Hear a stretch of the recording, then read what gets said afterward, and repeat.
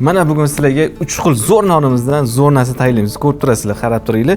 Bo'lkan nondan, yopgan nondan, patir nonimizdan juda ham zo'r narsa tayyorlaymiz. Nima deysizlarmi? Bu nonlarni nima olib kelib qo'ygan? Bilasizlarmi, sizlar uchun juda ham oddiy qilib tushuntirmoqchiman. Ko'pchilik bilmayotgan ekan shu balani.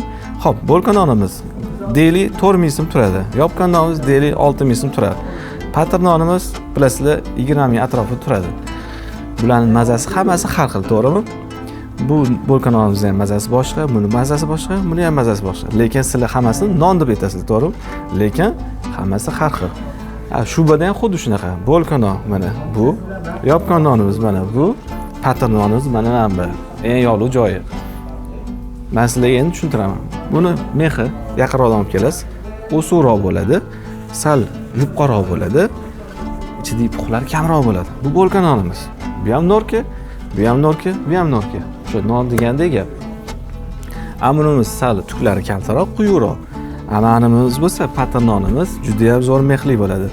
Adashib qolmanglar.